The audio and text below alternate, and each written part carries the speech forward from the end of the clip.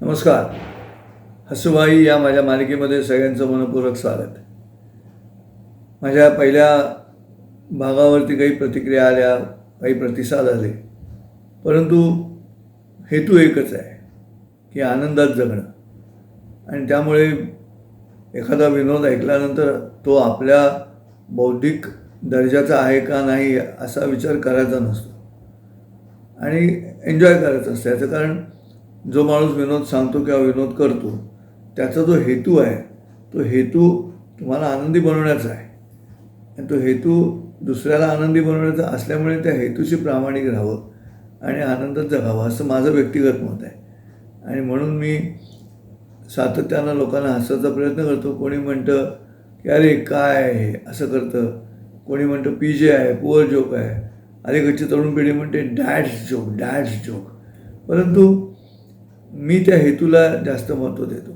आणि प्रामुख्यानं जेव्हा मी युनायटेड नेशन्सचा अहवाल वाचला की संपूर्ण पृथ्वीतलावरती हॅपी इंडेक्स, आनंदाचा हिशोब करत कोणते देश जगतात, तर त्याच्यामध्ये भारत जेव्हा बांगलादेश आणि पाकिस्तानपेक्षाही खाली आहे असं कळलं तेव्हा वाईट वाटलं की इतकी सगळी त्या दोन देशांच्या तुलनेमध्ये आपल्या इथे असलेली सुबत्ता आणि सगळं छान असताना आम्ही आनंदी का नाही, आम्ही तृप्त का नाही. म्हणून विनोद, आनंदात राहणं, मजा करणं, बघणं सगळं छान, ह्याच्यामध्ये सुद्धा अध्यात्मच दडलेलं आहे असं माझं व्यक्तिगत मत आहे. म्हणजे रस्त्याने जाता येता सुद्धा अनेक विनोद तुम्हाला दिसत असतात. तुम्ही मजा करता की नाही मला ठाऊक नाही. देवाला नमस्कार करणारी मंडळी मला आवडतात.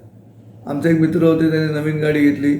तर नवीन गाडी घेऊन मला म्हणाले चल गणपतीला दर्शनाला जाऊ. म्हणून मी दर्शनाला त्यांच्याबरोबर गेलो. तर ते देवळाच्या दिशेने गेले पण गाडी थांबवलीच नाही आणि पुण्यामध्ये सारसबागेच्या समोर बरोबर गाडी रस्त्यामध्ये थांबवली आणि माझ्याकडची काच खाली केली तिकडच्या बटनाने, नवीन गाडी ना, आणि त्या काचेतून असं वाकवून खिडकीतून त्या सारसबागेच्या गणपतीला नमस्कार केला. तोपर्यंत रस्त्यात मध्येच ट्रॅफिकमध्ये गाडी थांबवल्यामुळे पाठीमागून जोरात हॉर्न वाजायला सुरुवात झाली होती. तर मी म्हटलं अरे चल ट्रॅफिक जाम झालं आहे, तर मागचे हॉर्न वाजवायला लागलेत. तो म्हणाला तसं काही नाही आहे, ते मी सारसबागेच्या गणपतीला नमस्कार केला आणि गणपती मला आशीर्वाद देतो आहे. म्हणजे या मागचे जे हॉर्न वाजवत आहेत ह्याच्या नावाने शंका करत आहेत का मोटारीच्या माध्यमातून, त्याला हा सारसबागेनं दिलेला आशीर्वाद म्हणतो. मला गंमत वाटली की असं एखाद्या गोष्टीला बदलून आपल्याला पाहिजे त्या पद्धतीनं करून घेणं इथंसुद्धा छान विनोदाची पकड दिसत राहते.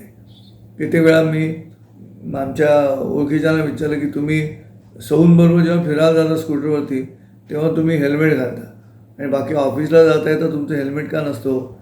तर ते म्हणाले काय बायको मागे असली आणि हेल्मेट घातलं की मग ती मागणं काय बोलते ते ऐकू येत नाही आणि एकदा चिडून काही केलंच तिने, डोकं आपटायचं ठरवलं तरी ते हेल्मेटवरती आपटेल. हा जीवनाकडे बघण्याचा दृष्टिकोन आहे ना, तो सगळ्यात महत्त्वाचा. प्रामुख्यानं पती पत्नींच्या बाबतीमध्ये अनेक प्रकारचे विनोद आपण नेहमी ऐकतो आणि भारतीय स्त्रियांचं कौतुक आहे आणि त्यांना सलाम करायला पाहिजे. याचं कारण इतक्या पद्धतीनं प्रामुख्यानं स्त्रीला मध्यवर्ती ठेवून केलेले जे विनोद आहेत ते विनोद ऐकूनही या आमच्या महिलांना राग येत नाही आणि त्यामुळे कित्येक वेळा बरं वाटतं. म्हणजे घरामध्ये सुद्धा जेव्हा अशा पद्धतीनं थट्टा केली जाते तर नवऱ्यांवरती फार कमी होते, परंतु मी शोधायचा प्रयत्न केला नवऱ्यांवरचे विनोद. त्यामुळे आजच्या या हसवाईमध्ये एक नवऱ्यावरचा विनोद सांगतो की दोन मित्र आपापसात बोलत होते आणि एक म्हणाला की माझं बायकोबरोबर भांडण झालं. मग म्हणाला मी काय घाबरतो की काय तिला, ती 10 वाक्य बोलली, मी 100 वाक्य ऐकवली. मग दुसरा म्हणाला काय सांगतोयस काय, मग ती 20 वाक्य बोलली, मी 200 वाक्य ऐकवली तिला. मग काय झालं काय शेवटी, मित्रांनी विचारलं. हा म्हणाला झालं म्हणजे हरली ती, गुडघे टेकले तिने माझ्यासमोर. असं म्हटल्यानंतर हा मित्र त्याच्या पायात पडला. म्हणाला तुझ्या बायकोनी गुडघे टेकले तुझ्यासमोर. तो म्हणाला हो. आणि काय म्हणाली, हा मित्र म्हणाली दिवाणाखाली काय लपलं आहे बाहेर या. विविध प्रकारच्या विनोदांच्या छटा असतात आणि त्याचा साठा करून ठेवलं की तो दरवेळेला आपल्याला उपयोगी पडतो. प्राणवायूची नळकांड जसं उपयोगी पडतं तसा हास्यवायूचं नळकांड आपल्याबरोबर असलं पाहिजे. म्हणजे मग काही अडचण येत नाही. Laughter is the best medicine असं म्हणतात. बरं, माणसांवरती विनोद आहेत तसं पण नाही, जनावरांवरती पण विनोद आहेत. आणि त्यामुळे जनावरांच्या विनोदामध्ये एक सांगत होता की मी गेलो होतो शिकारीला आणि बंदूक मागे लटकवलेली आणि अचानक वाघ समोर आला. मग म्हणाला मी वाघाला घाबरतो की काय. मी वाघाकडे रागाने पाहिलं, वाघाने धावा झाला, माझ्यावरती उडी मारायला गेला आणि घसरून पडला. मग मी काय घाबरलो नाही, मी तरी बघत बसलो त्याच्याकडे रागाने. पुन्हा वाघाने दबा झाला, पुन्हा उडी मारायला गेला, पुन्हा घसरून पडला. असं 2-4दा झालं. वाघ घसरून कंटाळून निघून गेला. तर मग तो दुसरा म्हणाला ऐकणारा, कमालच आहे, काय डेअरिंग आहे तुझं शिकाऱ्या.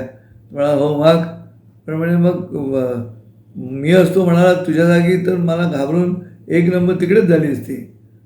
तर हा शिकारी म्हणतो वाघ त्याच्यावरनं तर घसरत होता. प्राण्यांचे विनोद आहेत. एक पोपटाचा लिलाव चालू होता आणि मग सुरू झाला 1,000 रुपये एक, असं तो बोलणारा पोपट अशी त्याची जाहिरात. आणि मग अनेक श्रीमंत माणसं येऊन 10,000 रुपये एक, मग 10,000 रुपये 20,000 रुपये एक, 20,000 रुपये 2, मग 20,000 रुपये 3, असं बोली करायच्या आधी चौथा यायचा 50,000 रुपये एक. असं करत अंतिमतः तो पोपट 1,00,000 रुपयाला विकला गेला लिलावामध्ये. तर ज्याने 1,00,000 रुपये दिले पोपट विकत घेतला, तर तो त्या दुकानदाराला म्हणाला की तुम्ही म्हणताय जाहिरात केले पोपट हा बोलतो म्हणून, पण खरंच बोलतो ना पोपट, म्हणजे मी आता दिलेच 1,00,000 रुपये. दुकानदार म्हणतो मग एवढा वेळ तुमच्याबरोबर बोली कोण लावत होता. मला असं वाटतं की ही प्रक्रिया नीट लक्षात घ्या. निखळ मनाने आनंदाने हसा आणि smile is the shortest distance between two people. आणि म्हणून हा हसवाई असं रविवारी सकाळी मी कार्यक्रम सुरू केला आहे.